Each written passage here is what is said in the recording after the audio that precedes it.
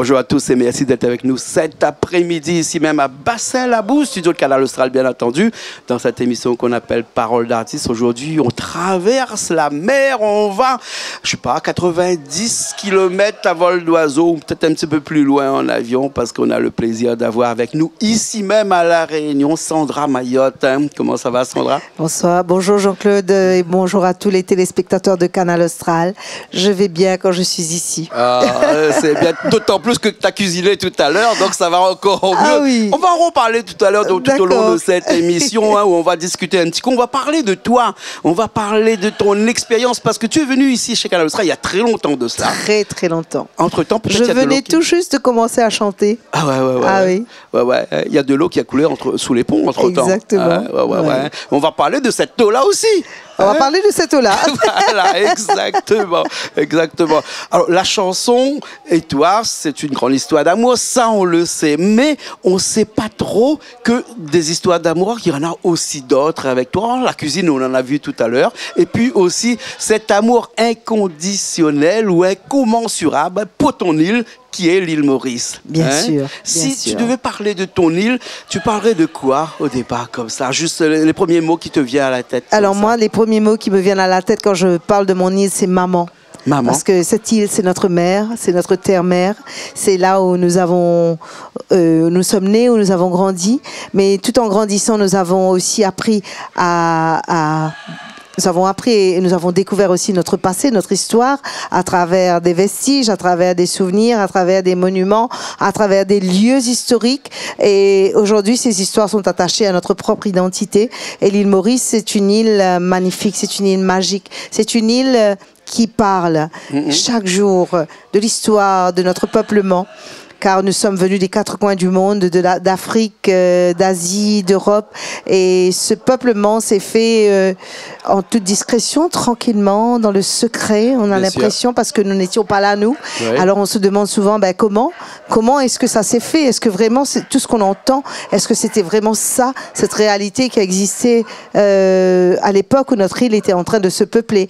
On sait que nous sommes des descendants d'esclaves, par exemple. On sait qu'il y a aussi des descendants français qui sont arrivés, les franco-mauriciens. On sait qu'il y a aussi des travailleurs engagés indiens qui sont venus de la Grande Péninsule. Nous savons aussi qu'il y en a qui sont sortis de Madagascar, de Mozambique, etc. On sait aussi qu'il y en a certains qui sont venus de Chine.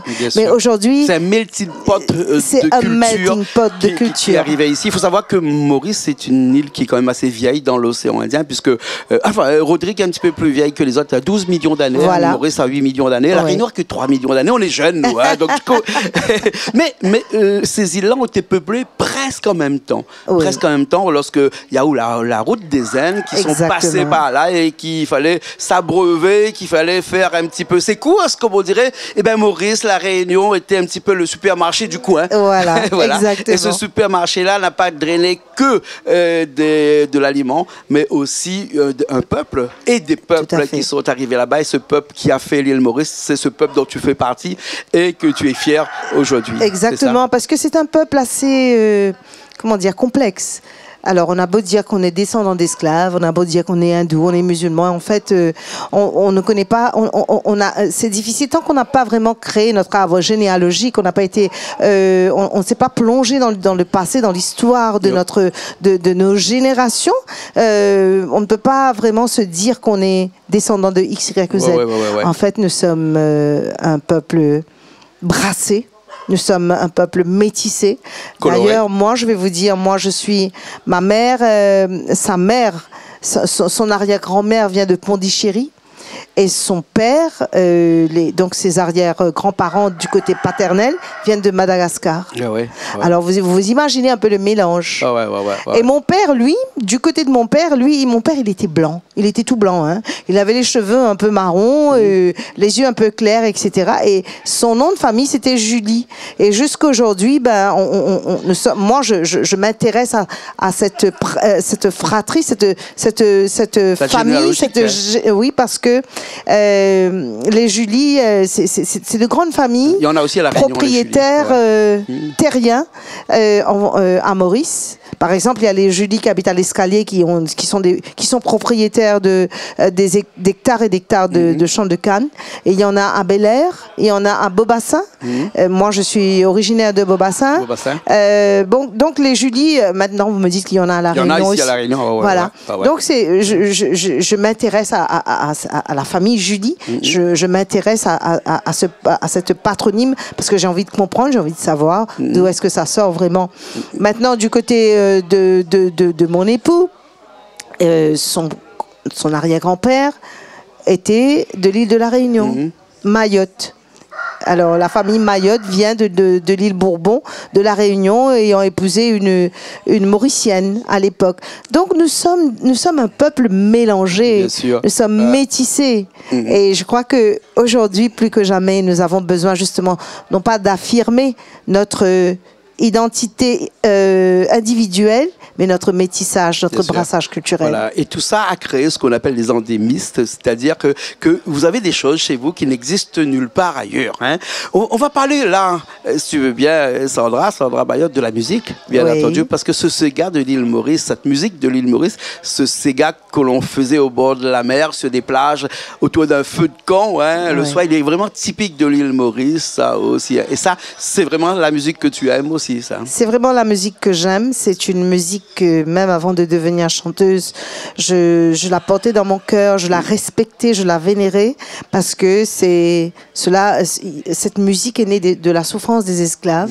C'est une musique qui est née peut-être autour d'un feu de camp, mais selon ce que nous avons entendu, parce que personne n'a vécu à cette époque de l'esclavage, ce que nous appelons les IAC, c'est-à-dire des choses que nous avons entendues et que nous avons racontées. Alors moi, ce que j'ai entendu et que j'ai peut-être gardé au fond de mon cœur, c'est cette souffrance du peuple esclave qui vivaient à Maurice à cette époque. Leur seule façon de pouvoir se soulager, de pouvoir parler, de pouvoir confesser ou raconter leur souffrance, c'était à travers le Sega. Et le Sega était aussi un rythme. Le Sega, c'était des paroles. C'était le créole. Le Sega, c'était aussi la séduction.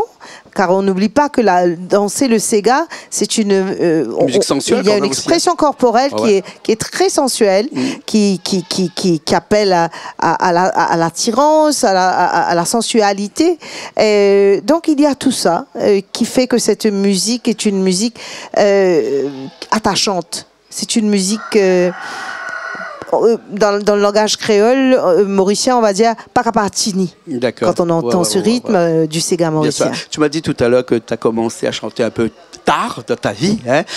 Quelle était celle qui a fait que tu as commencé à chanter? Est-ce que c'était un coup de foudre au dernier moment comme ça, tu as décidé? Bien que sinon, comme je dis souvent, un lever de soleil le matin qui avance petit à petit et qui, à un moment donné, illumine toute la terre.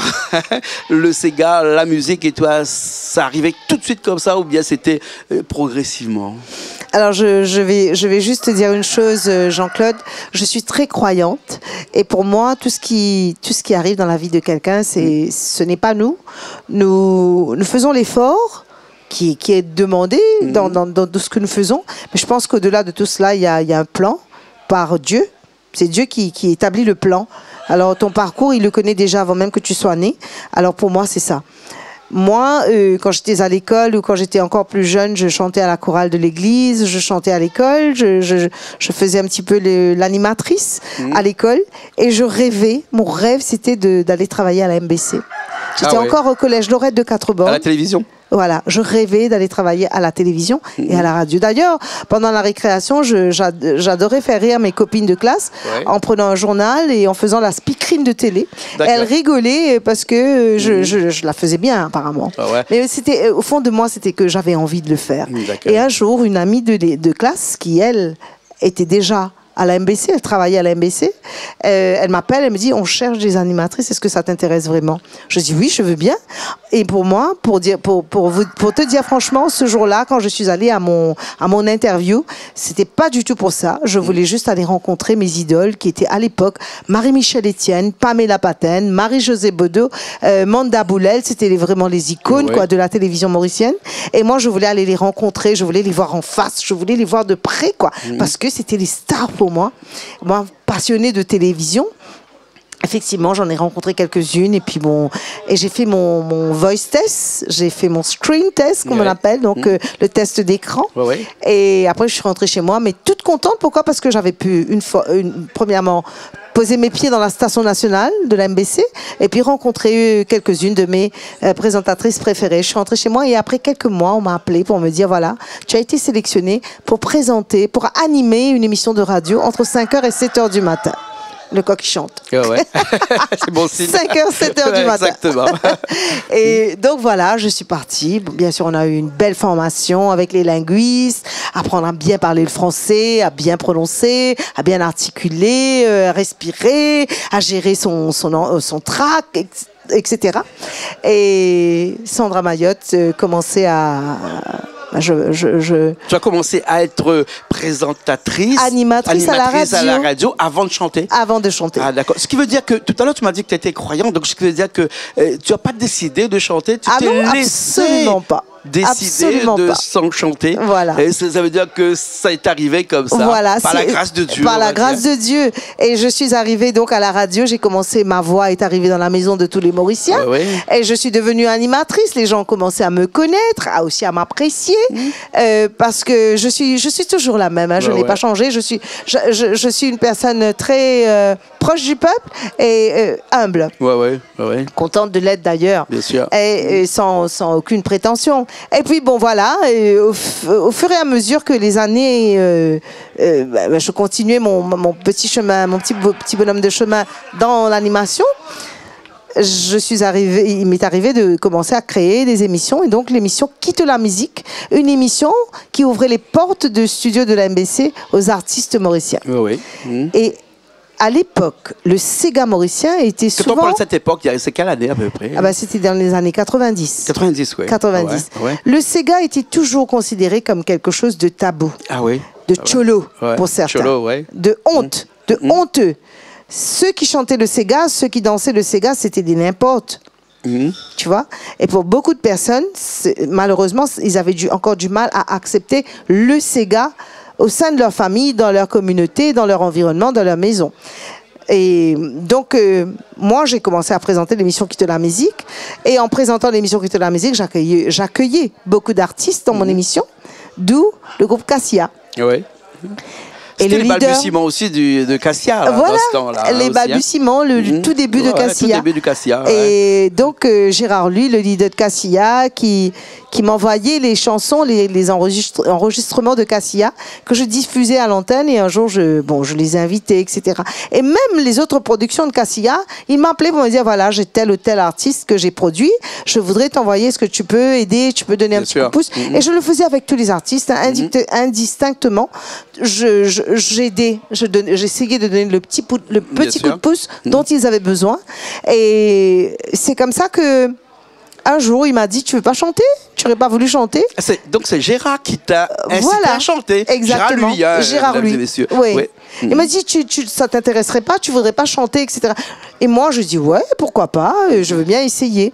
Et il m'a fait venir dans le studio de Cassia pour faire justement un deuxième voice test après la MBC. C'était mon deuxième test. Bon, j'ai chanté. Je sais que les autres, ils m'écoutaient au coin de la porte, etc. Et puis il m'a dit, bon, écoute, c'est pas terrible. Déjà, tu dois commencer à chanter en créole parce que tu parles très mal le créole. Tu vas devoir apprendre à chanter le Sega parce que tu ne chantes pas le Sega, tu chantes tout simplement. Mais chanter le Sega, c'est avoir le rythme dans le corps et dans la peau, etc. Donc ça va te demander un peu de pratique et tout, mais tu as la voix. Mais bon, cela m'a encouragée. Je suis partie, je me suis mise à pratiquer, à me corriger, etc. Et on a enregistré l'album Côte-li Finale. C'était mon premier album. Mais je ne m'imaginais absolument pas qu'après cet album, j'aurais fêté mes 20 ans de carrière. Il y a 5 ans de cela. J'aurais fait autant d'albums, j'aurais produit autant d'albums, j'aurais voyagé autant à travers le monde et j'aurais reçu même une récompense comme meilleur artiste de l'Afrique de l'Est, Cora Award en Afrique du Sud, en la présence de Nelson Mandela à l'époque. Et que mes chansons allaient être écoutées dans presque toutes les maisons de Maurice, que les gens allaient apprécier ce que je fais, allaient apprécier ma musique, pas juste à Maurice, mais partout. Et partout dans le monde entier, en tout cas dans l'océan Indien, ça c'est sûr. mais dans le monde entier aussi, puisqu'il y a énormément de Mauriciens qui sont expatriés dans le monde entier et qui ramènent avec eux dans leur bagage leur musique et dans la musique de Sandra Mayotte. Merci, voilà. Et donc voilà, je suis très reconnaissante. Vous savez, c'est très important de ne pas oublier.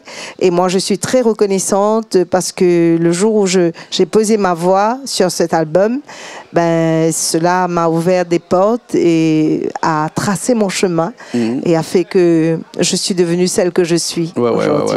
En tout cas, c'est un parcours qui te va bien parce que tu as le rap pour ça, on va dire.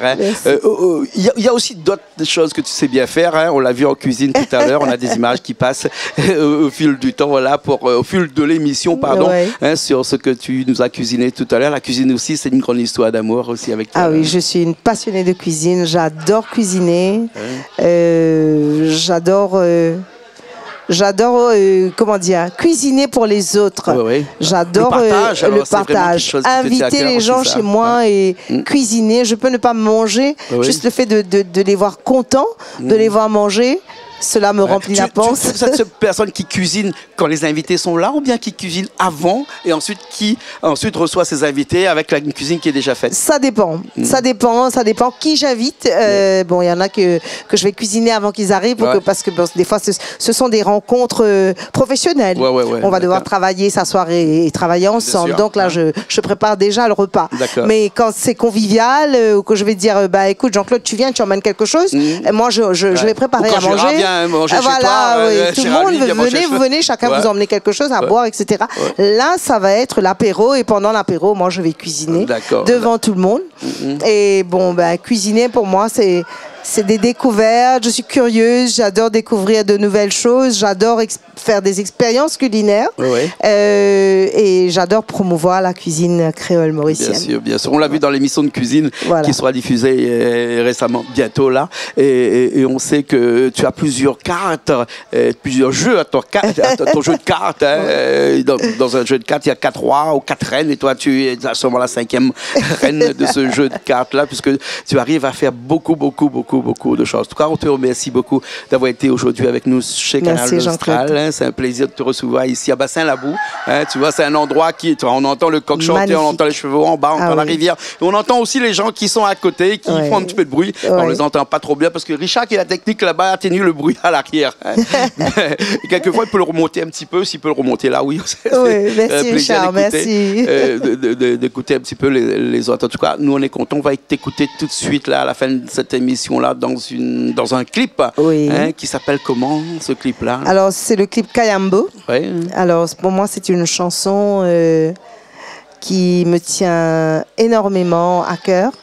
C'est une chanson qui raconte une histoire, mais pas juste l'histoire de la chanson elle-même. C'est une chanson qui m'a fait connaître, qui a remporté le titre du disque de l'année. Elle date de quelle année cette chanson là? Alors, je n'ai pas l'année en tête là, tout de suite. Mais il y a quelques années de ça? Beaucoup d'années de cela. Peut-être 9 ou 10 ans de cela. Et c'est aussi une chanson, comment dire, aujourd'hui elle est devenue particulière pour moi. Alors, pendant ces 5 ans, donc je disais que mes 20 ans de carrière dans la musique, je les ai célébrés ici à l'île de la Réunion. C'était mon tout dernier spectacle avant celui que je vais faire ce week-end ici, à La Réunion. Pourquoi? Parce que j'ai mis ma carrière d'artiste entre parenthèses pendant 5 ans, car tu sais très bien que je m'étais lancée en politique. Je ne voudrais pas parler de cette période, mais je voudrais juste parler de la chanson Kayambo. Quand une femme est en politique, malheureusement, je pense que ça se passe comme ça partout, et j'ai honte de le dire, parce que bon, ça parle de mon pays, encore une fois, là. Et en anglais, on appelle ça être bullied, c'est-à-dire qu'on t'insulte, on te dénigre, on te rabaisse. Et pour ce faire, certaines personnes ont malheureusement utilisé la chanson Kayambo. Ah oui. Ouais. Et cette chanson a été une chanson que les enfants mauriciens ont adorée. Ça a été une chanson sur laquelle beaucoup de personnes ont dansé. Ça a été une chanson qui ramène la joie. Ça a été une chanson que les gens écoutent toujours, même à La Réunion.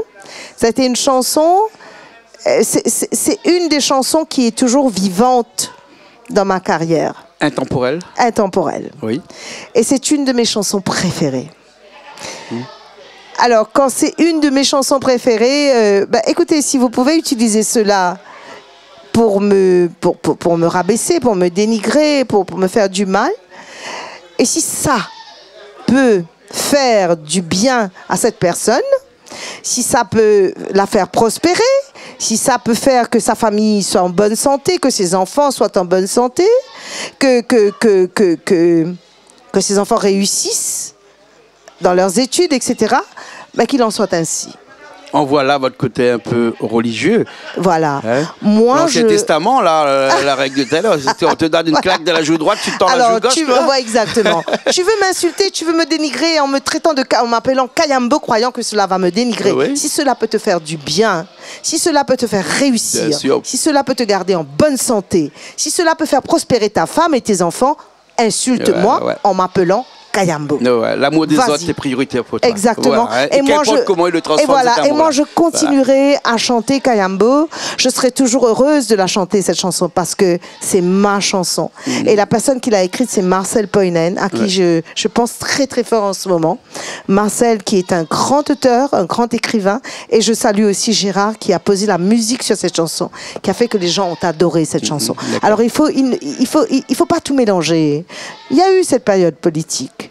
Mais vous avez aussi aimé cette chanson. Alors, aujourd'hui, vous ne l'aimez plus parce que j'ai fait de la politique. C'est bête. Il faut savoir... Parce qu'un artiste à l'île Maurice ne peut pas faire de la politique. Ah ben, écoutez, c'est justement ça comment on va appeler ça? Paradoxe. Oui. C'est paradoxal parce que le peuple mauricien, je suis désolée de le dire, ça m'attriste de dire des choses comme ça sur une antenne réunionnaise. On va vous dire, oui, il faut plus de créoles au Parlement, il faut plus d'artistes, les artistes ont leur place au Parlement. Mais nous avons ce que nous appelons un syndrome PhD, c'est-à-dire on tire la personne vers le bas. Et c'est ça qui est triste. On ne va jamais avancer comme ça. Alors aujourd'hui... quand il y a une artiste qui entre au Parlement, eh bien, qu'est-ce qu'on fait? On la tire vers le bas. On la dénigre.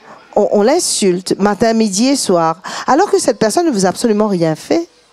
Mais vous passez votre temps à taper dessus. Une stratégie politique ou bien sinon vraiment une dénigration de la femme ou de l'artiste féminine? C'est même pas une stratégie politique, ce sont des citoyens lambda que nous ne connaissons même pas. Ce sont des gens qui sont assis derrière leur ordinateur et qui se soulagent leur frustration personnelle, soulagent leur frustration familiale en vous insultant, en vous dénigrant. Et c'est dommage parce que ça n'encourage pas les gens à se lancer, surtout les femmes, mais ça te rend un peu plus fort aussi, quelque part. Oui, ça me rend bien sûr plus fort parce que j'ignore ce genre de choses. Je passe à côté de ça. D'ailleurs, je ne suis même pas sur les réseaux sociaux maintenant. Mais toujours en politique ou... Non, j'ai pris mes distances de la politique depuis 2024, depuis les dernières élections. J'ai pris mes distances de la politique. Mais j'ai aussi pris mes distances de certaines personnes. Maintenant, je choisis mes amis. Tu as fait un tri. J'ai fait un tri. Et je suis tranquille, je suis chez moi, je fais ce que j'aime. Je suis entourée de mes amis, de ma famille. Et je suis très heureuse de m'être remise à la chanson, très heureuse de revenir à La Réunion parce que La Réunion a une place spéciale dans mon cœur. J'ai été correspondante sur Radio Réunion avec André Maurice pendant de nombreuses années, Dédé, que je salue. J'ai aussi collaboré avec Canal Austral. J'ai ramené des émissions de Canal Austral sur la chaîne créole de la MBC. J'ai aussi eu le soutien de plusieurs radios et télévisions de La Réunion. Et je suis reconnaissante vis-à-vis de tout ça. Et aujourd'hui, reconnaissante envers toi, Jean-Claude, et envers Canal Austral de pouvoir me donner cet espace pour pouvoir parler. Et voilà, je suis contente et je suis heureuse aussi de cet accueil chaleureux que j'ai reçu du public réunionnais depuis que je suis là. Il y a 2 jours. Okay. Merci beaucoup.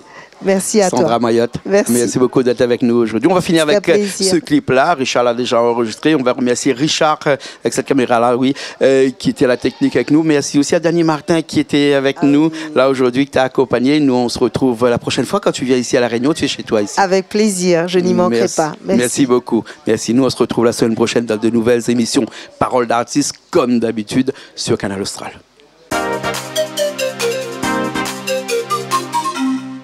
Grand matin, m'o levé, m'o li pied, dadi ça. Grand matin, m'o levé, m'o li pied, dadi ça. Dans pour la mer, m'o péguité, dans pour bateau li bagaillé. Dans pour la mer, m'o péguité, dans pour bateau li bagaillé. Kayambo, Kayambo, marée la fait monter. Kayambo, Kayambo, marée la fait monter. Kayambo, Kayambo, marée la fait monter. Kayambo, Kayambo, marée la fait monter. Vague la montée, vague la crasée, me tracasser. Vague la montée, vague la crasée, me tracasser. Kayambo, Kayambo, marée la fait monter. Kayambo, Kayambo, marée la fait monter. Kayambo, Kayambo, marée la fait monter. Kayambo, Kayambo, marée la fait monter. Ce matin, me lever, me li pied, dadi ça. Ce matin, me lever, me li pied, dadi ça. Dans pour la mer, me pégueté, dans pour bateau li bagaillé. Dans pour la mer, me pégueté, dans pour bateau li bagaillé. Kayambo, Kayambo, marée la fait monter. Kayambo, Kayambo, marée la fait monter. Kayambo, Kayambo, marée la fait monter. Kayambo, Kayambo, marée la fait monter. Glissez Kayambo, glissez Kayambo, glissez Kayambo, glissez Kayambo. Canal la molly chombo, vélan bellili démarré. Canal la molly chombo, vélan bellili démarré. Kayambo, Kayambo, marée la fait monter. Kayambo, Kayambo, marée la fait monter. Kayambo, Kayambo, marée la fait monter. Kayambo, Kayambo, marée la fait monter. Divan les nolis, divan si desti, divan les nolis, divan si desti. Kayambo, Kayambo, marée la fait monter. Kayambo, Kayambo, marée la fait monter. Kayambo, Kayambo, marée la fait monter. Kayambo, Kayambo, marée la fait monter. Vélan belli, vélan belli, vélan belli, vélan belli. Kayambo, Kayambo, marée la fait monter. Kayambo, Kayambo, marée la fait monter. Kayambo, Kayambo, marée la fait monter. Kayambo, Kayambo, marée la fait monter. Vélan belli, vélan belli, vélan belli, vélan belli. Kayambo, Kayambo, marée la fait monter. Kayambo, Kayambo, marée la fait monter. Kayambo, Kayambo, marée la fait monter. Kayambo, Kayambo, marée la fait monter. Kayambo, Kayambo, marée la fait monter.